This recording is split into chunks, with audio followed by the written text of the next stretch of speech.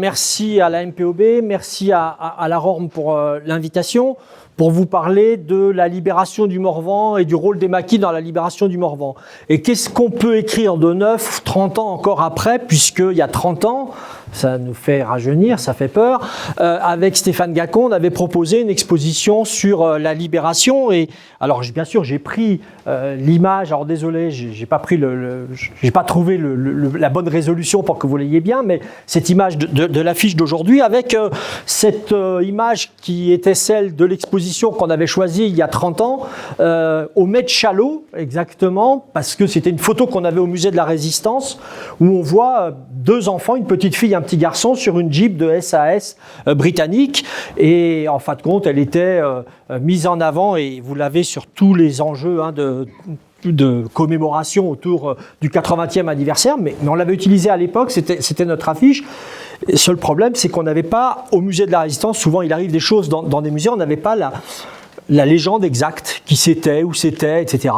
Et Pierre Ducrot, qui avait publié beaucoup d'ouvrages sur la Nièvre, l'avait mis du côté de l'ouest de la Nièvre dans l'un de ses ouvrages, et on était un peu embêtés, on reconnaissait quand même une maison morvandelle.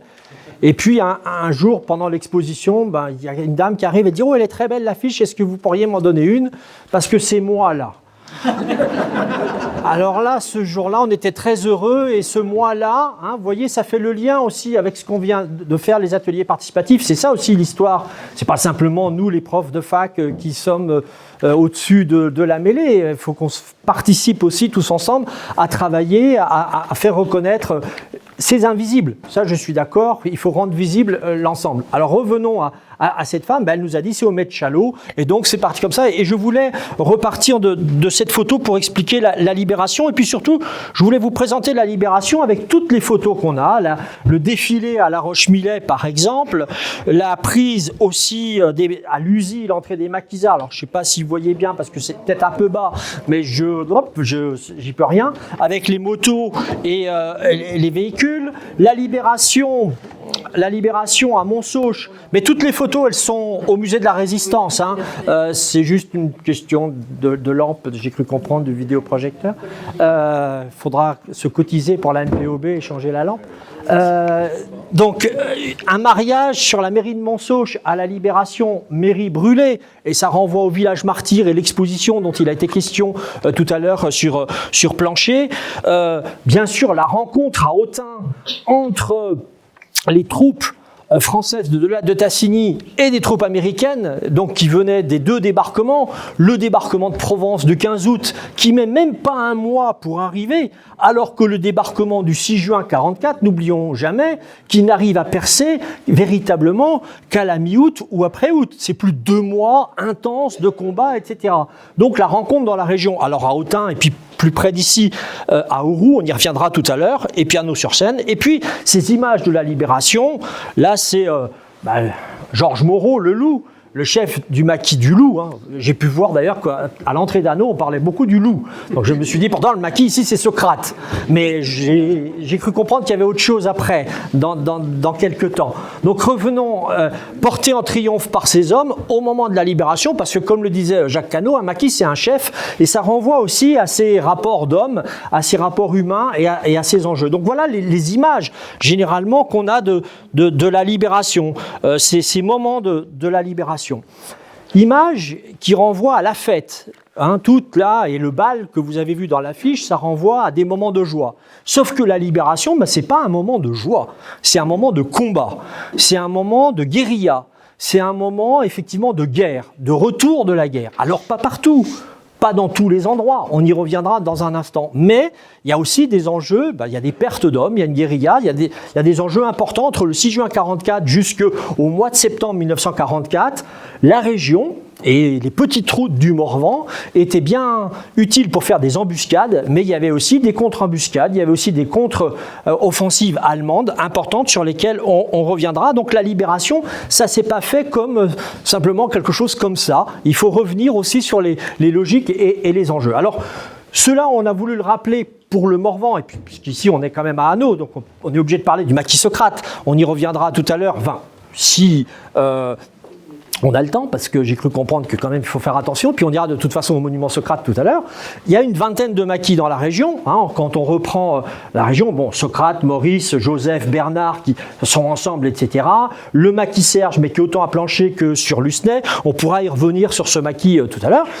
Maquis FFI, maquis FTP, une implantation importante dans le Morvan. Pourquoi une implantation de maquis ?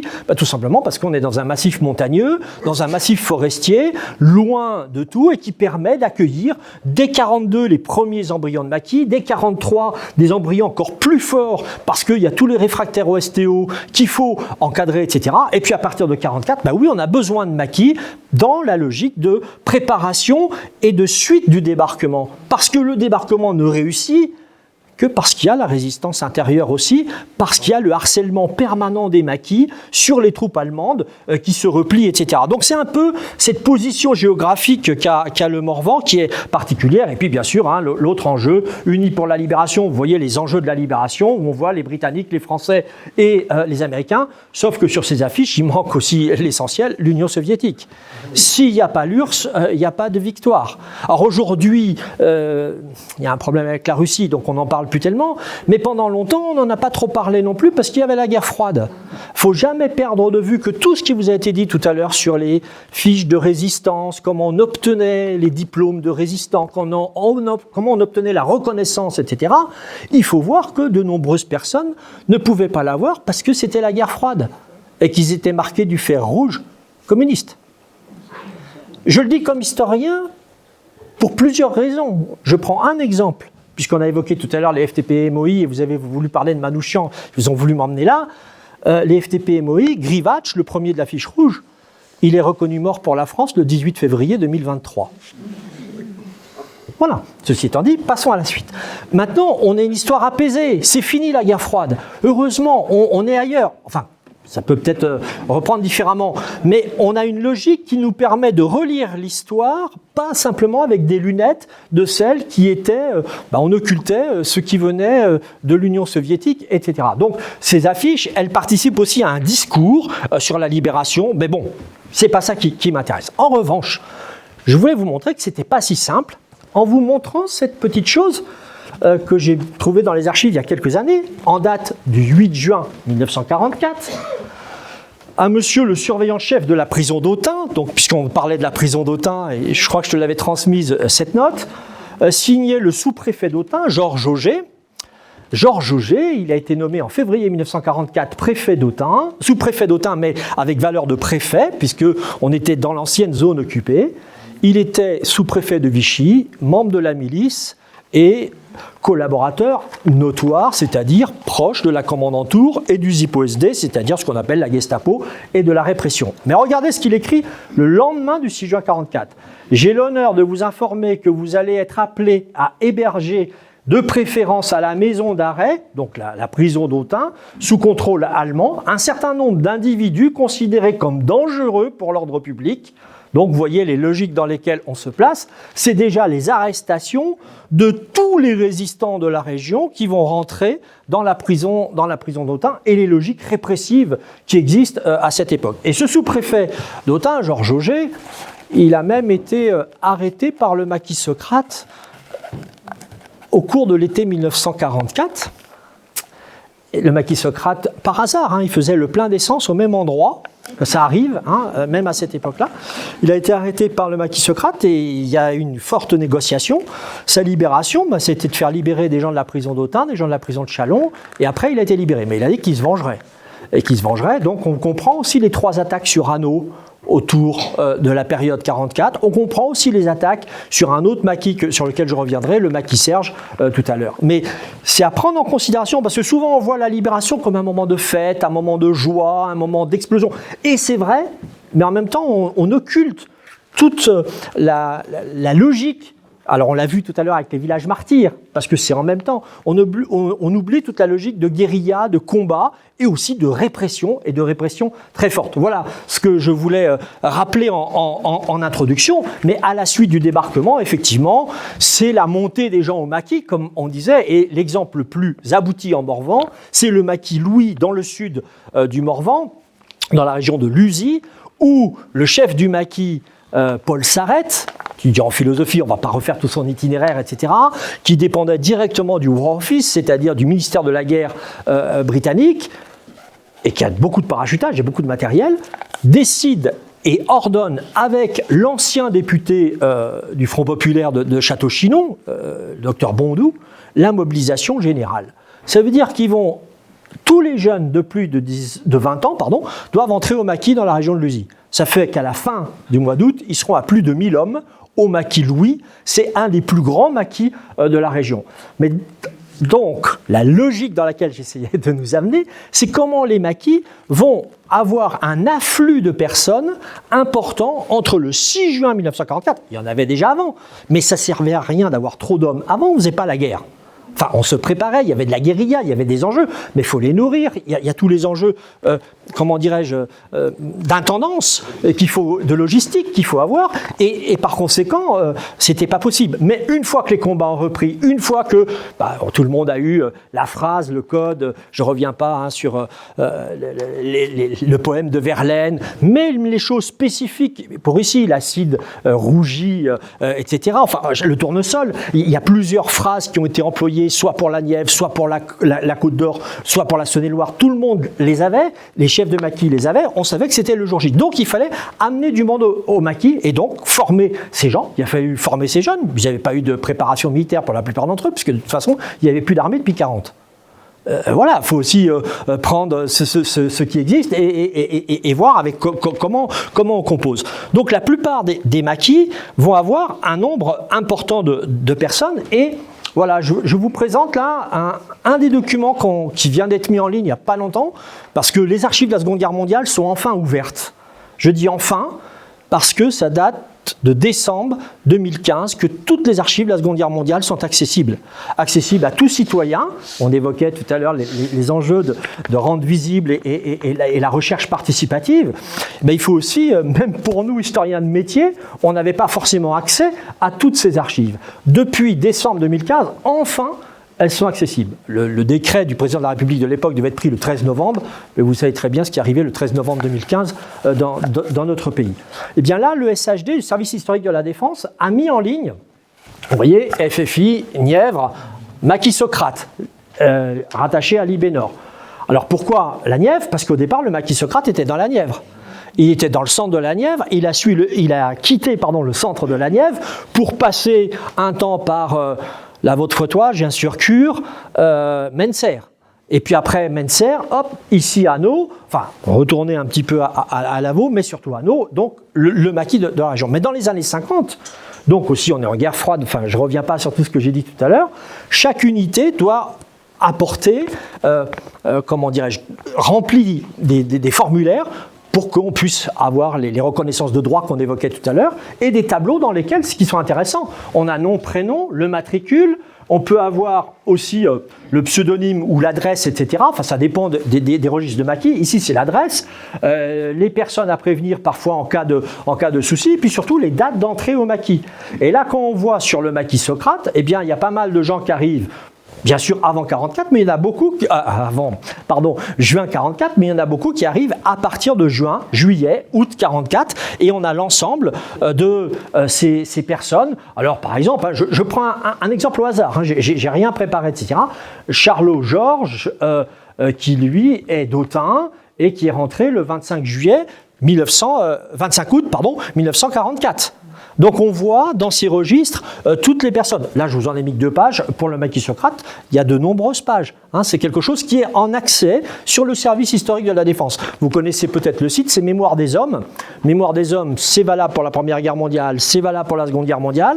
Et vous avez là l'ensemble des maquis. Donc vous tapez par département. En revanche, bien sûr, il peut y avoir des erreurs de classification de certains maquis parce qu'on les met dans tel département alors qu'ils sont dans tel département, mais au moins on a accès à ces archives. Ce qui nous permet de faire aussi une sociologie des maquis, de voir qui étaient les maquisards, quel âge ils avaient, donc de revisiter en quelque sorte des travaux qui existaient, qui avaient été faits. Hein. Alors là, bon, bien sûr, le paternel l'avait fait il y a quelques années pour les maquis de Bourgogne sur l'ensemble, mais lui, il l'avait fait avec les registres des maquis qu'on avait au musée de la Résistance. Mais là, maintenant, on peut comparer les registres des maquis tels qu'ils ont été élaborés par les chefs de maquis et puis ces archives du SHD.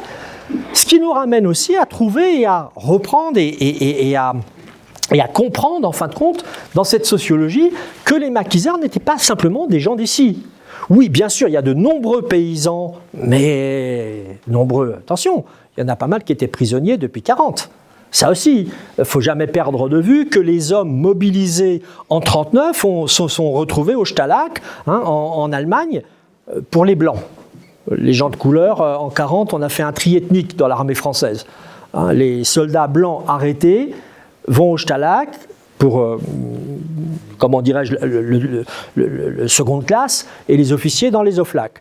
Mais sauf que les gens de couleur, eux, les nazis ne voulaient pas en avoir sur le sol allemand.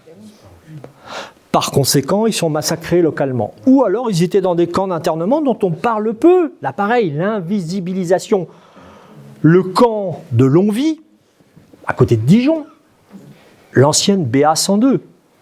Aujourd'hui, centre de formation de la gendarmerie. Ben, c'était là où vous aviez les troupes coloniales, qui étaient parquées, entre guillemets. C'était le front de Stalag, 155. On a les listes. On peut repérer ça. Mais il n'y a pas d'étude véritablement particulière là-dessus. Sauf que, Mireille, je l'ai aperçue, oui, elle est là. C'est elle qui avait, avec le monument de Clamecy, repris les gens qui sont morts à Clamecy. Hein, on disait les tirailleurs sénégalais. Il n'y a pas que des tirailleurs sénégalais. Il y avait des Algériens, il y avait des Marocains, etc. Enfin, c'était les troupes coloniales, mais l'armée allemande, en 1940, elle a fait le tri ethnique. Alors, je ferme ma petite parenthèse par rapport à ça, pour dire que, oui, les paysans ou les gens qui avaient été arrêtés en 1940, ils étaient en Allemagne. Donc, ceux qui pouvaient rentrer au maquis, il n'y avait pas encore énormément d'hommes qui étaient ici. Donc, oui, il y a des gens, les locaux, qui rentrent au maquis, mais la plupart du temps, et ça, on le voit très bien, c'est des gens qui venaient d'ailleurs, qui venaient de régions parisiennes, qui venaient du Midi, qui venaient de Lyon, qui venaient de Dijon. C'est-à-dire que ces maquis, ça a été un brassage social, un brassage culturel, un brassage aussi, d'ailleurs, certains, on les perd après-guerre, parce qu'ils retournent chez eux, et c'est que 30 ans, 40 ans, et puis maintenant, c'est un peu tard, mais qu'on a pu les retrouver, et qu'on peut retrouver des pistes et retirer des liens avec eux. Et là, je vous ai mis, vous avez vu des noms un peu particuliers. Mislav Bargiel, Roger, sont les Polonais qui étaient dans les mines de Montceau-les-Mines, qui vont rentrer dans une brigade FTP-MOI. On en parle peu des FTP-MOI en province, et pourtant sont les FTP-MOI, les FTP main-d'œuvre immigrée, qui rentrent au maquis Valmy, FTP. C'est André Kapamadjian qui, lui, arménien, entre aussi dans les maquis de la région. C'est Lise Le Bourneau, née Palacios, tu en as parlé tout à l'heure, tant pis, je vais vite parce que tu l'as fait pendant l'exposition. Et puis quand on prend le registre du maquis Camille, eh bien on voit tous les gens qui sont nés en Espagne, tous les Espagnols qui rejoignent le maquis Camille, parce que la France a accueilli, pas forcément dans de très bonnes conditions, tous les réfugiés espagnols au lendemain de la guerre civile espagnole, mais de nombreux, continuant le combat entre guillemets antifasciste, rentrent au maquis en 1944. Donc on a des troupes importantes qui arrivent dans la région, qui ne sont pas forcément de la région, mais il y a une osmose avec la population locale, comme le disait Jean Longui, chef départemental des maquis de la Nièvre, il aimait prendre cette formule, nous étions comme des poissons dans l'eau. Donc ça veut dire que quand même la population les aidait, leur apportait de la nourriture, leur apportait du renseignement, sinon ça n'aurait pas pu fonctionner. Il ne peut pas y avoir de maquis si vous n'avez pas une connivence avec la population locale. Alors bien sûr qu'il y a des gens qui dénonçaient. Tout à l'heure on évoquait l'enfant de l'assistance qui dénonçait. Il ne faut jamais perdre de vue que dans la dénonciation, il y a quelque chose aussi qui dépend, au-delà de l'idéologie, ça existe, une manne financière. L'Abwehr, le ZIPO-SD, la Gestapo payaient très cher les gens qui dénonçaient. On a retrouvé les archives de l'Abwehr, par exemple, une partie récemment, pareil, archives qui pendant longtemps ont été interdites aux historiens parce qu'elles étaient confisquées à partir de 1944-1945 par le BCRA, c'est-à-dire les renseignements gaullistes, c'est passé au SDES, c'est passé à la DGSE, c'est-à-dire c'était resté dans les archives, on va dire, des services secrets. Mais ces archives des services secrets, maintenant, elles sont accessibles au service historique de la défense. Et en dépouillant ces archives, on voit au-delà des indices, on peut faire cette histoire-là si on veut. Moi, c'est pas ça qui m'intéresse, c'est pas ces scoops-là qui m'intéressent, mais c'est de voir combien étaient payés les gens. C'était une somme importante. Si on le compare en euros constants par rapport à aujourd'hui, c'était entre 7 000 euros d'aujourd'hui et 15 000 euros d'aujourd'hui, une dénonciation. Donc ça veut bien dire qu'à un moment donné, vous pouvez avoir des gens qui dénoncent, parce que, je suis désolé de le dire comme ça, l'argent n'a pas d'odeur. Donc ça veut dire qu'à un moment donné, il ne faut jamais perdre de vue ce qu'il peut y avoir derrière. Alors ça peut être des motivations, oui, idéologiques, ça peut être des motivations de rancœur, ça peut être des motivations de plein de choses, mais il peut y avoir aussi des motivations purement matérialistes. Et ça existe, c'est bien dommage, c'est comme ça. Alors, au-delà revenons aux enjeux de la libération et de la place des maquis dans cette libération, les maquis du Morvan, qu'est-ce qu'ils vont faire ? Ils vont sortir au grand jour, prendre l'espace au cours de l'été 44, entre les mois de juillet et d'août. N'oublions pas que le Morvan, c'est aussi le lieu où il y aura les postes de commandement. À côté d'Ourou en Morvan, le poste de l'état-major s'installe à Quezon, juste à côté du maquis, avec les Britanniques, et puis on y installe la préfecture clandestine. Parce que la libération, ce n'est pas simplement des combats, c'est aussi le retour à la République. C'est préparer l'après-Vichy, enfin l'après-Pétain, excusez-moi, parce que si je dis ça, les gens de Vichy vont me tomber dessus.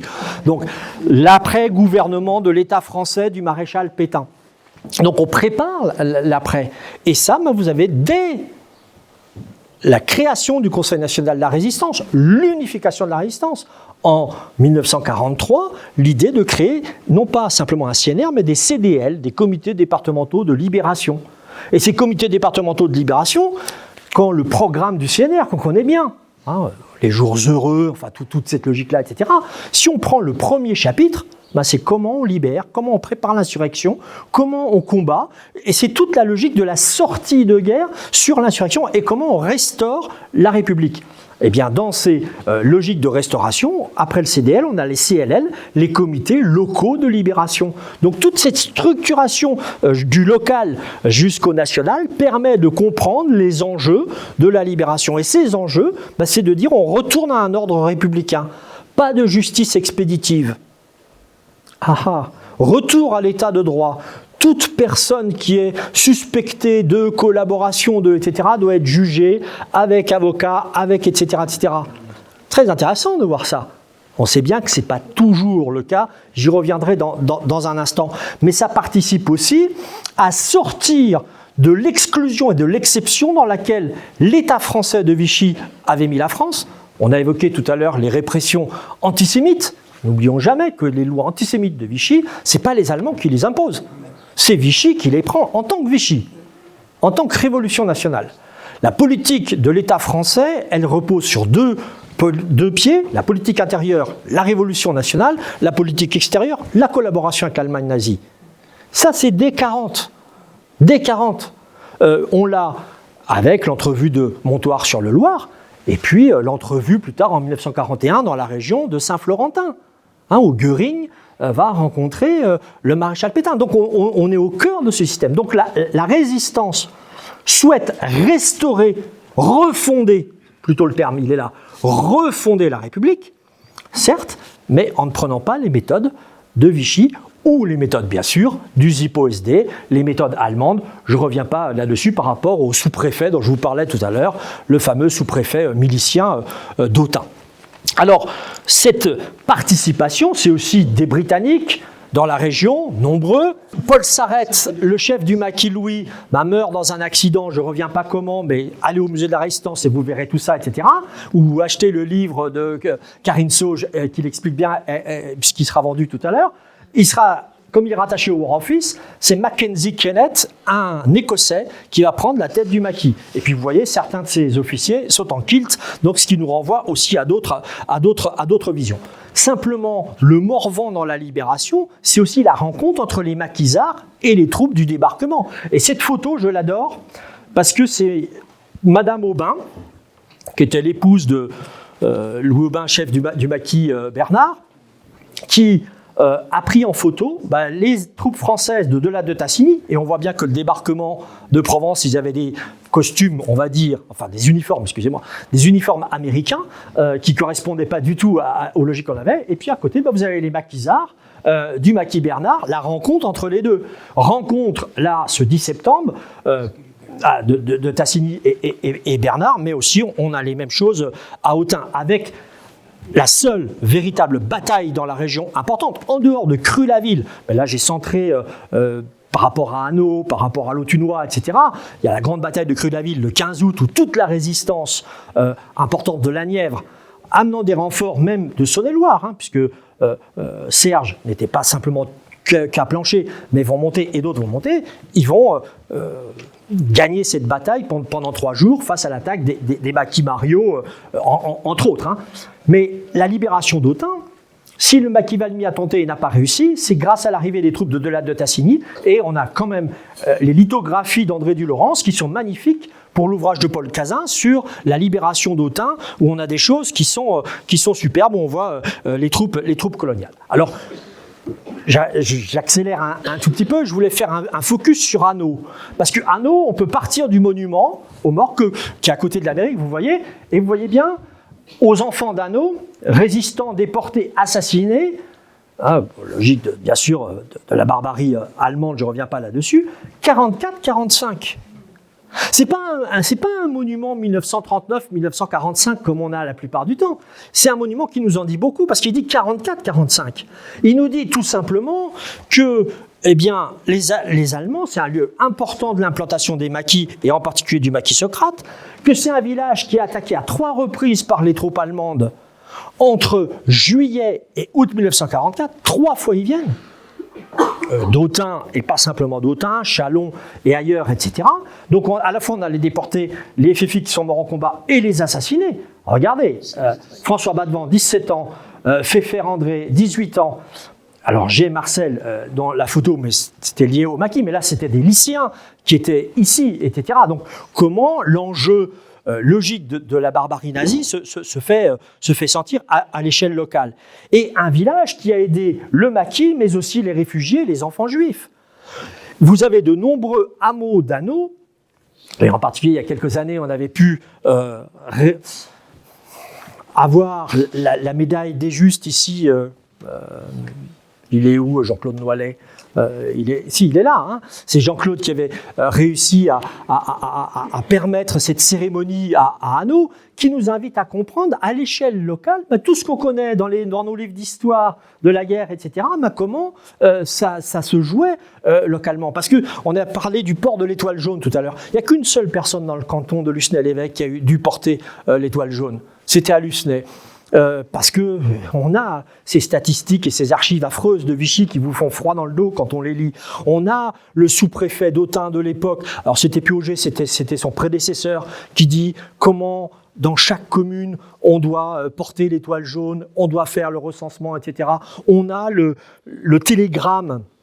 N'oublions jamais le télégramme du préfet Charles Donati, préfet régional de Dijon, qui en juillet 42, de mémoire le 7 ou le 8, excusez-moi, demande à tous les sous-préfets de la région d'organiser la rafle des Juifs, métèques, étrangers, apatrides, d'Europe centrale, avec toutes les listes de nationalités, avant même la rafle du Veldiv. La Bourgogne est un exemple avant même la rafle du Veldiv. Et c'est là où est arrêtée Irène Nemirovsky-Epstein à Issy-l'Évêque. Irène Nemirovsky, qu'on connaît tous au point de vue littérature et importance de ce qu'elle a laissé comme littérature, mais c'est dans la région que ça se joue. A contrario, il y avait beaucoup de gens qui ont caché des Juifs, et en particulier à Hanau, à Arleffe, on pourrait citer toutes les communes du Morvan, et récemment à Ligny en Morvan. On parlait des enfants placés et de l'assistance. Là, je viens d'être contacté par quelqu'un qui aimerait que Aligny reçoive la médaille Yad Vashem, c'est-à-dire pour les enjeux de faire reconnaître Aligny comme village qui a protégé des Juifs. Eh bien, c'est Madame Pochard, sur laquelle on reviendra. Et puis un village avec ses secrets ou ses tabous qui commencent à être révélés. On en avait parlé il y a quelques années avec Jean-Claude Noaillet, c'est-à-dire des gens qui demandaient mes parents ont été tués pendant la guerre sur Hanau, mais on ne comprend pas, ils ne sont pas marqués morts pour la France, on n'arrive pas à savoir, etc. Il s'avère qu'il y a des gens, soit c'était effectivement, excusez-moi, je mets des guillemets, de fiefés collaborateurs, donc ils ont été exécutés au moment de la libération. Bon, voilà, aujourd'hui ça nous fait un peu froid dans le dos qu'on puisse assassiner quelqu'un, mais on n'est pas dans une logique du meilleur des mondes, où tout va bien, ou etc. Il faut comprendre les enjeux du moment. Et puis d'autres qui ont pu être aussi exécutés, je pense à des Italiens, entre autres en particulier, sur Hanau, qui ont été exécutés par le maquis Socrate, tout simplement parce qu'Italiens, considérés aussi comme pro-fascistes, etc., qui ont été vus avec des Allemands à certains moments donnés, ils ont été exécutés. Mais ça, c'est des choses qui sont restées tabous pendant très longtemps. On n'en a pas parlé, on l'a refoulé. C'était quelque chose qui était... Ouais, on avait mis un mouchoir dessus. Voilà, pour faire vite. Le mouchoir de la libération était dessus. Mais ça va plus loin dans le canton. Le maire d'Igornay a été exécuté le 22 juillet 1944. Le maire de Saumont a été exécuté le 25 août 1944. Alors c'est des choses sur lesquelles je travaille un petit peu en ce moment, puisque j'aime bien toujours aller faire... des histoires là où on ne m'attend pas, parce que des fois, vous savez, on a une étiquette et puis on dit tiens, il va travailler là-dessus. Maintenant, allez travailler sur autre chose. C'était comme ça que j'avais travaillé sur le clos du maréchal Pétain il y a quelques années, c'est-à-dire la vigne qui avait été offerte à Pétain. C'est-à-dire, il faut faire une histoire sans tabou, il faut aller chercher les endroits où il y a encore des choses à trouver. Parce que comme ça évite tout négationnisme, ça évite toute logique de réécriture de l'histoire. Parce qu'en ce moment, on la réécrit beaucoup, cette histoire. Comprendre ce qui s'est passé, pourquoi ces deux maires ont été exécutés par le maquis Serge. Pourquoi ces deux maires, à un moment donné, tombent ? Il y a quelque chose derrière. Pour un, on a toutes les archives, on trouve tout. Il n'y a quasiment aucun doute. Mais on se raconte une histoire après-guerre. Pour que la communauté villageoise l'accepte, ça a été une erreur du maquis. Deuxième chose, l'épouse du maire d'Igornay, qui était la receveuse des PTT, chez qui le maquis vient prendre la caisse, dit mais j'ai reconnu un tel. Premier interrogatoire. Deuxième interrogatoire, j'ai reconnu un autre tel. Troisième interrogatoire, entre 44 et 48, 49, elle a reconnu enfin quelqu'un d'autre. Mais tout simplement parce que la personne qu'elle reconnaît à la fin, c'est ce qui a arrangé tout le monde. Parce que c'était un gendarme de Lucenay qui était au maquis FTP Serge, qui est mort le 4 septembre 44 dans les combats d'Igornay.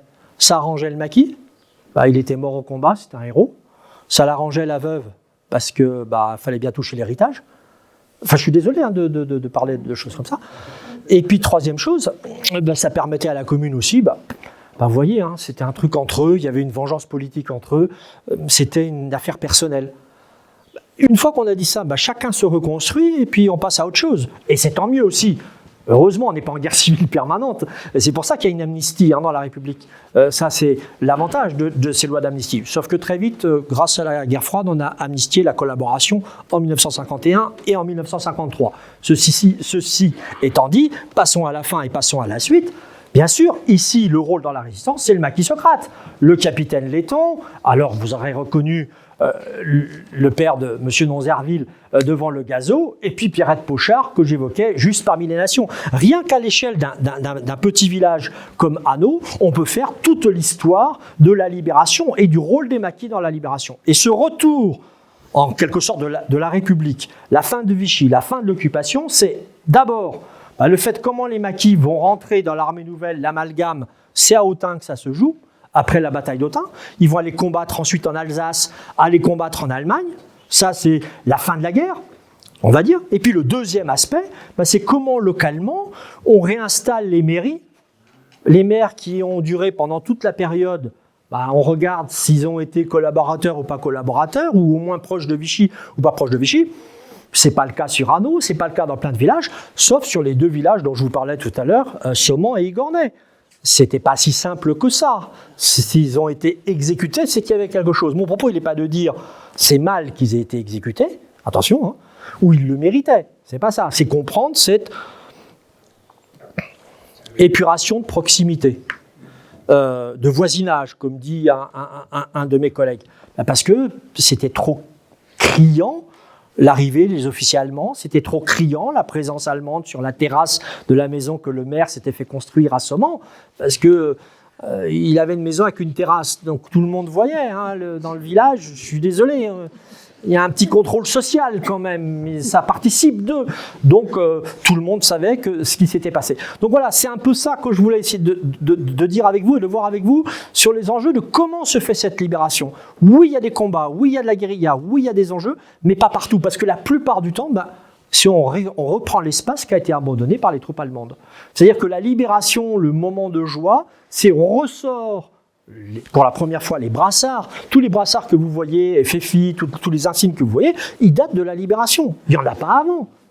Sinon, on serait fait exécuter à tout moment donné. Donc là, c'est le moment de la sortie de clandestinité, cette euphorie de la sortie de la clandestinité, avec les balles, comme il y aura ce soir et comme on a vu sur l'affiche, etc., le moment de joie. Mais la guerre n'est pas finie. Et ça, je crois que c'est aussi quelque chose qu'il faut vraiment faire très attention. C'est qu'on considère que 44, voilà, c'est la fin. Non, ça dure jusqu'en 45. Il faut aller jusqu'à... au-delà même d'août 45, parce qu'il n'y a pas longtemps, on a évoqué le 8 mai 45, alors sur certaines radios j'entendais l'armistice, non, la capitulation de l'Allemagne nazie, éviter que tout ça, enfin, j'ai même entendu certains élus le dire, alors désolé, il faut qu'ils reviennent un peu sur les classes de l'école et apprendre que c'est capitulation de l'Allemagne nazie, c'est pas armistice. Donc ça c'est clair. Et puis, ça va continuer parce que, en fin de compte, après, il faut refonder cette République. Et la refondation de la République, c'est la 4e du nom. Alors, sans doute la mal aimée par rapport à la 5e, mais elle restaure la démocratie libérale et la démocratie sociale. Les retraites, la sécurité sociale. Oh, pardon, j'allais employer des gros mots. Donc, sur ce, merci.